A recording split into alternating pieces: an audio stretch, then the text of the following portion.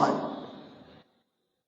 যে যুব সমাজের ওপরে এই ইসলাম প্রচার প্রসার নির্ভর করে, যে যুব সমাজ দ্বারা নবী সাল্লাল্লাহু আলাইহি সাল্লামের দাওয়াত সেই কুরাইশ বংশ থেকে, সেই আরব থেকে নিয়ে সারা বিশ্বে ছড়িয়েছিল, আজকে সেই যুব সমাজ কোথায়?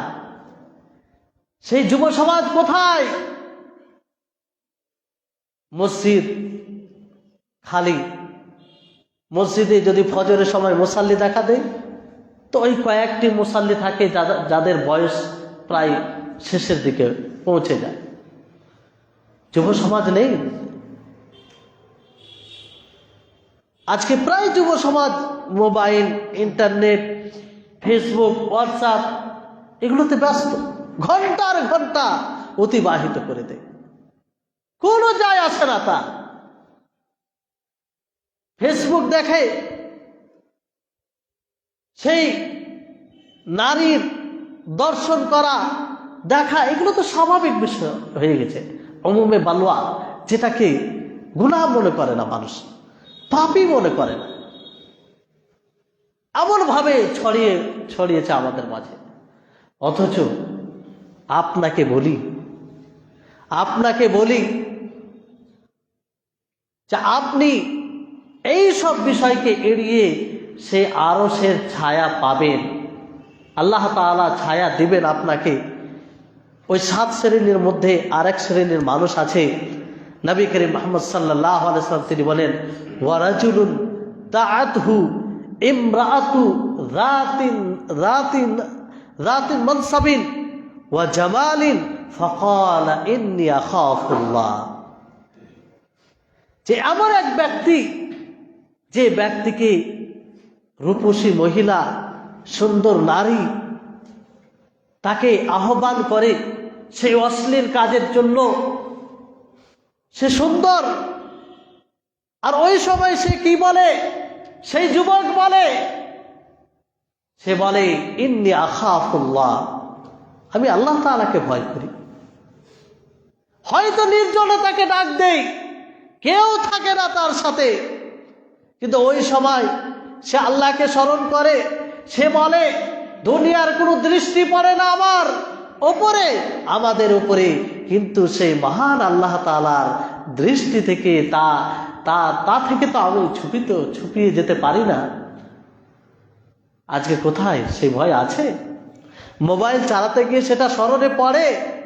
অনেক সময় কেউ এলে একটু সংযত হয়ে যায় না, একটু আপত্তিকর ভিডিও দেখতে গেলে কি বলবে মানুষ, তাই না? সংযত হয় কি হয় না? কিন্তু সেই ভয়টা কি কাজ করে যে আমার আল্লাহ দেখছে?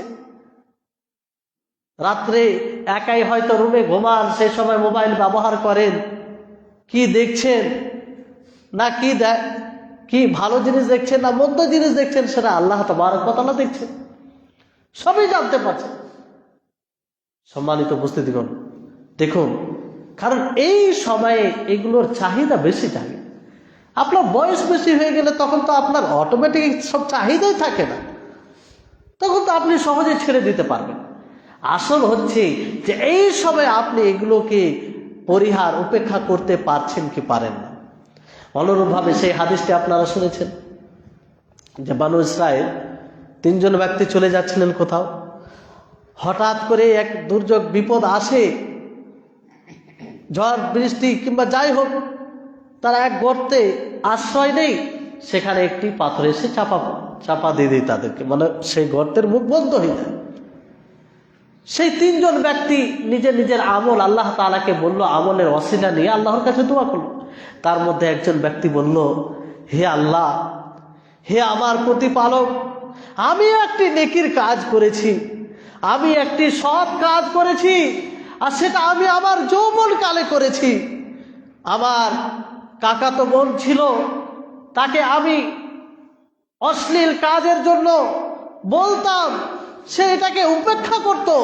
এক সময় তাকে দিরহাম দিয়ে আমি তাকে রাজি করিয়ে নিলাম, কিন্তু যখন সেই অশ্লীল কাজের জন্য উভয় পক্ষ থেকে প্রস্তুত পরিবেশ তৈরি হয়ে গেছে, তখন সেই মহিলা আমাকে বলে যে ইত্তাকিল্লাহ, ইত্তাকিল্লাহ, আল্লাহ তাআলাকে ভয় করো।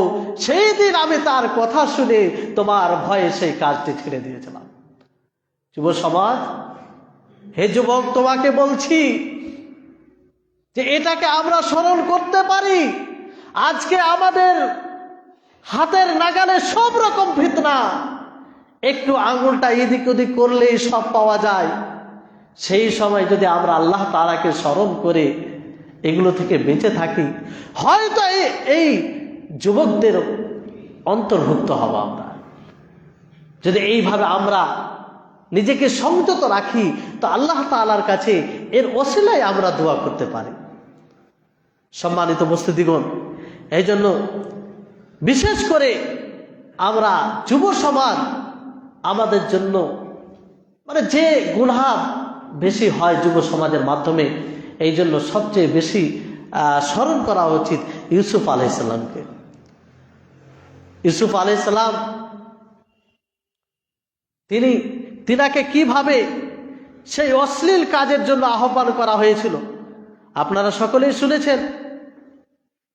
আল্লাহ তাবারক ওয়া তাআলা সেটা তিনি উল্লেখ করেছেন। সেই মহিলা, আল্লাহ তাআলা বলেন, ওয়ারাওয়াদাতহু আল্লাতী হুয়া ফী বাইতিহা আন নাফসিহি, যে সেই মহিলা তাকে প্ররোচনা দিল বাড়িতে থাকা অবস্থায়। ওয়াগাল্লাকাতিল আবওয়াব, সমস্ত দরজা বন্ধ করে দেওয়া হলো। সমস্ত দরজা, আর একটি দরজা নয়, বেশ কয়েকটি দরজা বন্ধ করে দেওয়া হলো।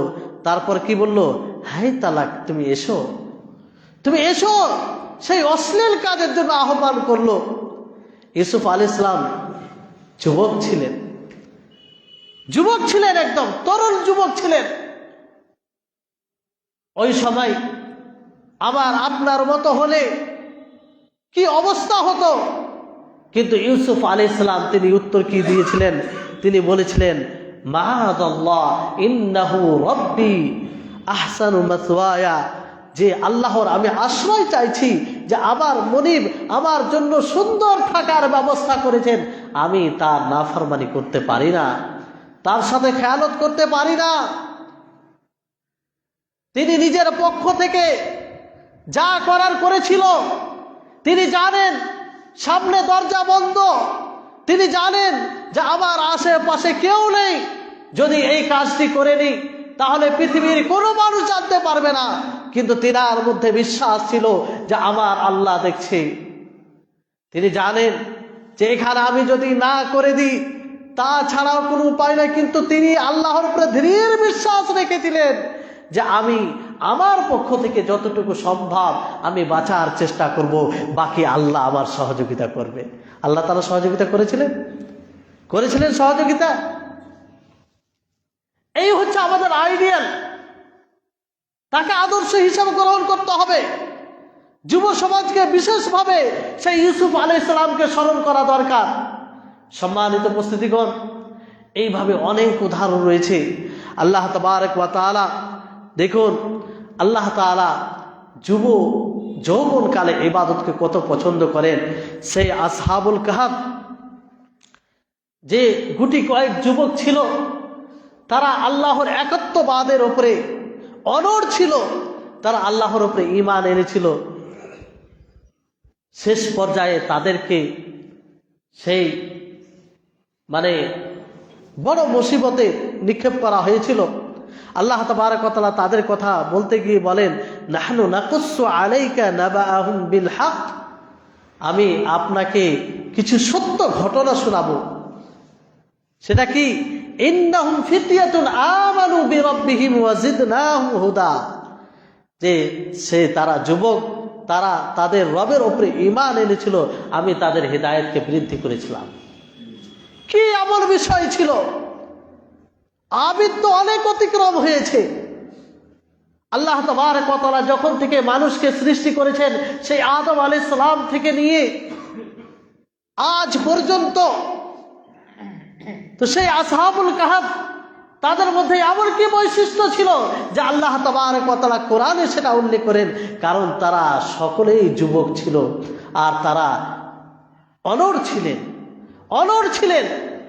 তাদেরকে পৃথিবীর কোনো শক্তি আল্লাহর ইবাদত থেকে দূরে সরিয়ে দিতে পারেনি। সম্মানিত উপস্থিতিগণ, এইভাবে আমরা যদি দেখি তাহলে অনেক উদাহরণ পাবো না। আম্বিয়াদের যে অনুসরণকারীগণ, আম্বিয়াদের যে সহযোগী, তারা সকলেই যুবক ছিলেন। নবী করিম মুহাম্মদ সাল্লাল্লাহু আলাইহি সাল্লাম যে সময় তিনি দাওয়াতি কাজ আরম্ভ করেন, ওই সময় বেশিরভাগ যুব সাহাবা ছিলেন। তারা সাথ দিয়েছিলেন। এক এক করে তারা ঈমান আনে।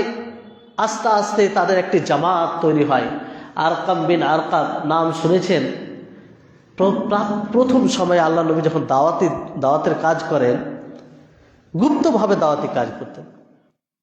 কিভাবে? গুপ্তভাবে, প্রকাশ্য নয়। ওই সময় আরকাম ইনার ঘরে নবী সাল্লাল্লাহু আলাইহি সাল্লাম স্থান বানিয়েছিলেন যে এখানে পরামর্শ হবে, পরিকল্পনা হবে। কারণ ওই ঘরটি শহরে অবস্থিত ছিল। শহর থেকে সুবিধা, মানুষ বাজার করতে যায়, বিভিন্ন রকম মানুষের সমাগম বেশি হয়। তো এই যে আরকাম, তিনি একজন যুবক সাহাবী ছিলেন। ওনার অবস্থা ওই সময় কেমন ছিল জানেন?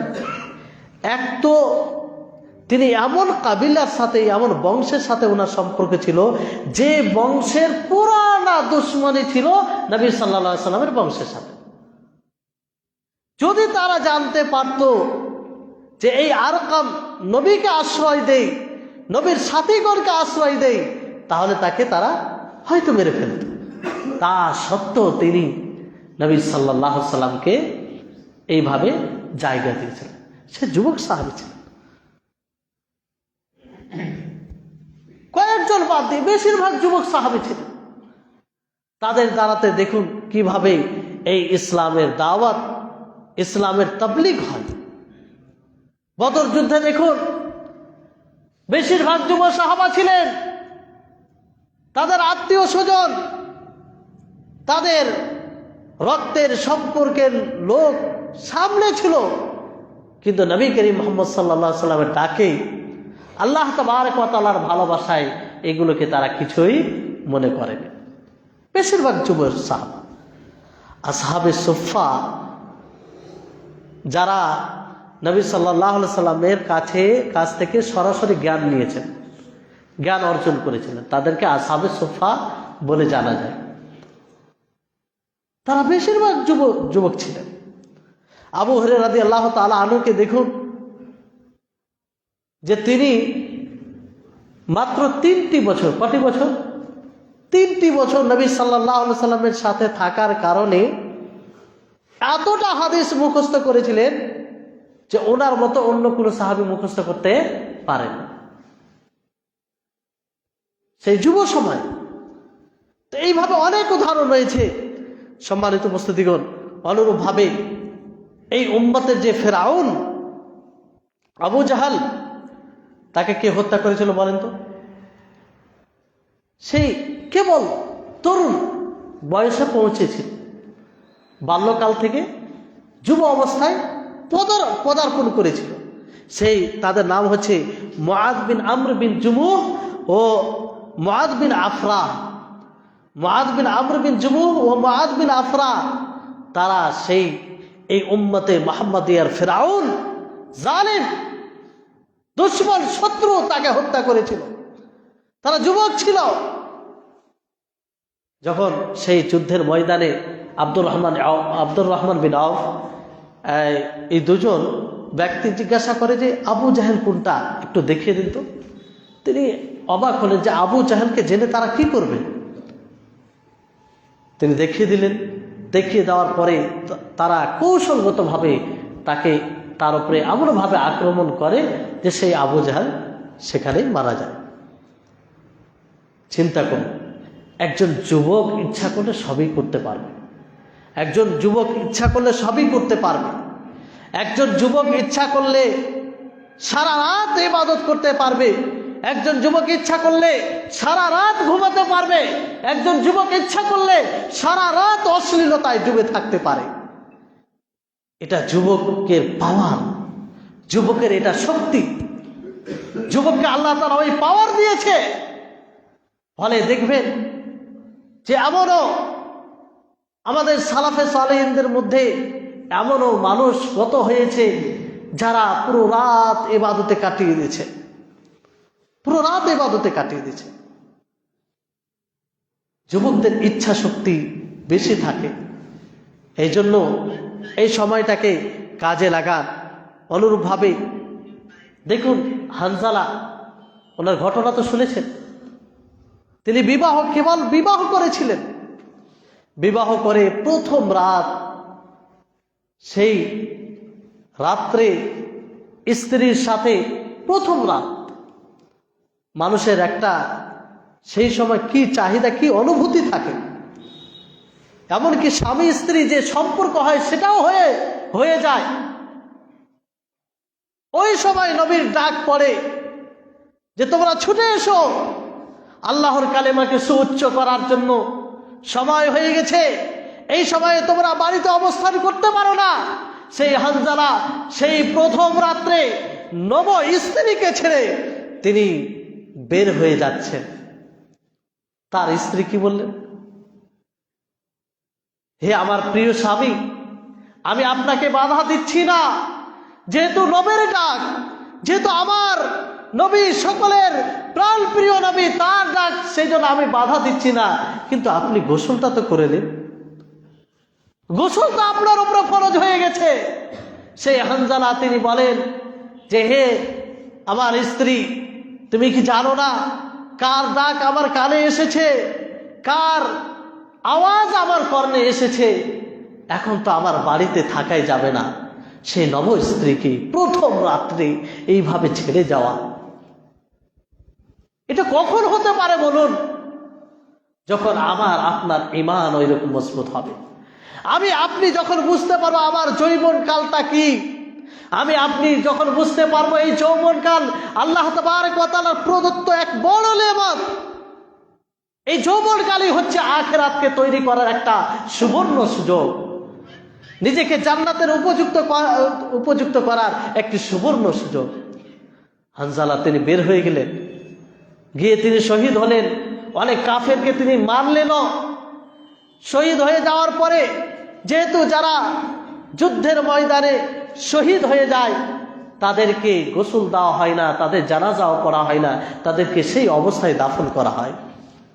হানজালাকে যখন সেই অনুযায়ী দাফন করার জন্য নিয়ে যাওয়া হচ্ছে, তার স্ত্রী নবীকে বলছেন যে হে আল্লাহর নবী, হানজালাকে গোসল দিয়ে দিন। আল্লাহর নবী বলেন তুমি কি জানো না যারা যুদ্ধে শহীদ হয় তাদেরকে গোসল দেওয়া হয় না, তাদের জানাজা পড়া হয় না? তিনি বললেন যে আল্লাহর নবী, আমি ওই গোসলের কথা বলছি না। আমাদের প্রথম রাত ছিল, তার উপরে গোসল ফরজ হয়ে গেছে, সে গোসল করেনি, আপনার ডাক শুনে সঙ্গে সঙ্গে বের হয়ে গেছে, আর সে এই যুদ্ধে শহীদ হয়ে গেছে। নবী করিম মুহাম্মদ সাল্লাল্লাহু আলাইহি ওয়াসাল্লাম থমকে গেলেন। তারপরে তিনি জানতে পারলেন যে তিনাকে ফারিস্তাগণ গোসল দিয়ে দিয়েছেন, যার জন্য তিনাকে গাসিলুল মালায়েকা বলা হয়। হে যুব সমাজ, এই ফজিলত শুধু সাহাবা পর্যন্ত সীমিত নয়। এই ফজিলত যদি শুধু যে সাহাবায়ে কেরাম পাবে তা নয়, আজকেও যদি আমরা সেই ঈমানে পরিপক্ক হই, আজকে যদি আমরা এই যৌবন কালকে আল্লাহর নবীর প্রতিটি ডাকে লাব্বাইক বলি উপস্থিত হয়ে যায়, তো আজকেও সেই ফারিস্তা আল্লাহর হুকুমে গোসল দেওয়ার জন্য নিচে আসবে। কিন্তু দরকার আছে তাদের মতো ঈমান তৈরি করা, তাদের মতো সেই রকম মুমিন হওয়া। সম্মানিত উপস্থিতিগণ, এভাবে অনেক উদাহরণ রয়েছে। আজকে যুব সমাজের তো এই অবস্থা যে আওয়াজ শুনি মুয়াজ্জিন বলেন আল্লাহু আকবার, আল্লাহু আকবার, আল্লাহ সবচেয়ে বড়, হাইয়া আলাস সালাহ, এসো সালাতের দিকে, হাইয়া আলাল ফালাহ, এসো সফলতার দিকে। দিনে একবার নয়, দুইবার নয়, পাঁচবার ডাক দেওয়া হয়। কত যুবক সেই ডাকে সাড়া দেয়। হানজালা তিনি সেই প্রথম রাত্রে নবীর ডাকে সেই নব স্ত্রীকে ছেড়ে চলে গিয়েছিলেন। আজকে দিনে 5 বার ডাকা হচ্ছে, অথচ আমরা সেই ডাকে সাড়া দিই না, আমাদের হৃদয়ে সাড়া দেই না। একটু হৃদয়ে ভয় আসে না যে এই যে 5 বার আল্লাহর পক্ষ থেকে দাঈ আল্লাহ, আল্লাহর দিকে আহ্বানকারী আমাকে যে আহ্বান করছে, আমি যে সাড়া দিচ্ছি না, এই সম্পর্কে যদি আল্লাহ তাআলা আমাকে জিজ্ঞাসা করে তাহলে আমি কি উত্তর দেব? কখনো এটা আমরা ভাবি না। আজান হচ্ছে, অনেক যুবক আছে সেই গানে মগ্ন। আজান হচ্ছে, অনেক যুবক আছে সেই মোবাইলে ব্যস্ত। আজান হচ্ছে, অনেক যুবক আছে যে খেলায় ব্যস্ত। এই হচ্ছে আমাদের যৌবনকাল। এইভাবে আমরা নিজের যৌবনকালকে অতিবাহিত করছি। সম্মানিত উপস্থিতিগণ, মনে রাখবেন, এই নেয়ামতটি যখন আমাদের হাত থেকে চলে যাবে সেটা ফিরে আসবে না। আল্লাহ বলছি ফিরে আসবে না, আল্লাহর কসম করে বলছি ফিরে আসবে না। আজকে হয়তো যারা এই হাদিসটি শুনে শাবুন নাশাফি ইবাদাতিল্লাহ, যে এক যুবক যে নিজের যৌবনকালকে আল্লাহর ইবাদতে কাটায়, সে যখন এই হাদিসকে শুনে বারবার সে আশা করে, সে আক্ষেপ করে, হায় আমি যদি নিজের যৌবনকালকে আল্লাহর ইবাদতে কাটাতাম কতই না ভালো হতো। কিন্তু তাদের এই আক্ষেপ আর আশা কোনো কাজে আসবে? কিন্তু আজকে তো আমরা সেই সুযোগটুকু পেয়েছি, আজকে তো আমরা সেই সুযোগ পেয়েছি, তো সেটা তো আমরা কাজে লাগাই। এই জন্য বলা হয় যে মানুষের জীবন হচ্ছে 3টা দিন। একটা হচ্ছে গতকাল, যেটা চলে গেছে। একটা হচ্ছে আগামীকাল। আগামীকাল পাবেন কিনা তার কোনো গ্যারেন্টি নেই, তার কেউ গ্যারেন্টি দিতে পারে না। আগামীকাল আমি জীবিত থাকবো কিনা তার কোনো গ্যারেন্টি নাই। কিন্তু বর্তমান যেটা পেয়েছি এটা তো আমরা আমাদের হাতে। এই সময়টাকে তো কাজে লাগাই। বাল্যকাল থেকে নিয়ে কিছুটা সময় আমরা পেয়েছি, গত হয়ে গেছে, এখন আমরা যুবক অবস্থায় এই সময়টা, এই যৌবনকাল তো আমরা পেয়েছি। হে যুব সমাজ, অনেকেই যে যুবক ভাইরা বলে যে না কিছুদিন পরে ইবাদত করবো, একটু বয়সটা হোক তারপরে ইবাদত করব, তারপর আমরা দাড়ি ছাড়বো, তারপরে 5 ওয়াক্তের নামাজ পড়বো, ফজর নামাজও ছাড়বো না। যুবক, তোমাকে বলতে চাই, তুমি কি তোমার বয়সের ব্যাপারে গ্যারান্টি দিতে চাও? তুমি কি নিশ্চিত যে সেই বার্ধক্য অবস্থা পর্যন্ত তুমি বেঁচে থাকবে? না, তোমার উত্তর এইটাই হবে না। অনেক যুবক ভাইয়েরা আছে যে দাড়ি ছাড়ার ব্যাপারে শিথিল, না জানি তাদের মধ্যে কি আছে। বড় বিশেষ করে যারা দিনদার, তারা যখন এই বিষয়ে শিথিল হয় তখন একটু বড় ব্যথিত হতে হয়। কারণ হচ্ছে যে ভাই যুবক, এই যৌবনকালে দাড়ি ছাড়বেন, এটাই তো আসল হচ্ছে আপনার আল্লাহর পথে নিজের প্রবৃত্তিকে জবাই করা। আপনি যখন বার্ধক্য অবস্থায় থাকবেন তখন আপনার দিকে কোনো মেয়েও তাকাবে না। দাড়ি কেন কাটে বলেন? বাস্তব কথা হলো যে ওই অবস্থায় একটা প্রবণতা থাকে যে কোনো মেয়ে তাকাবে, কোনো মেয়ে, যাই হোক প্রেম, এগুলো বিষয় থাকে, যদিও প্রকাশ না করুক। কিন্তু আপনি যে বলছেন বার্ধক্য অবস্থায় দাড়ি ছাড়বো, সেই সময় তো আপনার দিকে কোনো মেয়েও তাকাবে না। এখন আসল হচ্ছে যে এই অবস্থাতে আপনি নিজের দাড়িকে ছাড়বেন, নিজেকে দিনদার হিসেবে গড়ে তুলবেন, তাহলেই তো আল্লাহ তাআলা খুশি হবেন যে আমার বান্দা সে নিজের যৌবনকালকে, যে সময় তার অনেক রকম চাহিদা আছে, সে দাড়িকে সে সেভ করে বড় স্মার্ট হয়ে, বড় ফ্যাশন হয়ে সে ঘুরবে, যাতে সবাই তার দিকে তাকায়। এটাকে আপনি কুরবানি করে যখন দাড়ি ছাড়বেন তা আল্লাহ তাআলা খুশি হবেন। সম্মানিত উপস্থিতিগণ, এইভাবে অনেক বিষয় রয়েছে। যাই হোক, সময় যেটুকু দেওয়া হয়েছে একটু বেশি হয়ে আলো। একজন মুমিনের জন্য কোরআনের একটি আয়াত, হাদিস একটাই যথেষ্ট। কারণ আমরা মুসলিম, আমরা দৃঢ় বিশ্বাস স্থাপনকারী। আল্লাহ নবী যা বলেছেন সত্য, আল্লাহ তাআলা যা বলেছেন সত্য। তো একটি আয়াত, একটি হাদিস যথেষ্ট হবে। যে এই আলোচনায়, সংক্ষিপ্ত আলোচনায় আপনাদেরকে বলা হলো, তা আশা করি এই আলোচনা আমাদের জীবনে পরিবর্তন নিয়ে আসবে। আল্লাহ তাবারক ওয়া তাআলার কাছে দোয়া করি, হে আল্লাহ, তুমি আমাদের সকলকে আমরা যে যৌবন কালকে পেয়েছি এর গুরুত্ব মাহাত্ম্য বোঝার তৌফিক দান করো। এটা যেন আমরা আল্লাহর ইবাদতে লাগাতে পারি। তোমার রাসূলের অনুসরণে ব্যয় করতে পারি।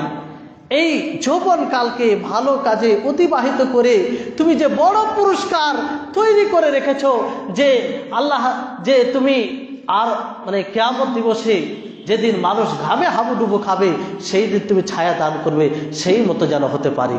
হে আল্লাহ, সেই যুবকের মতো হতে পারি যে যুবক সেই অশ্লীলতা কাজের সময় বলে যে ইন্নী আখাফুল্লাহ, আমি আল্লাহ তাআলাকে ভয় করি।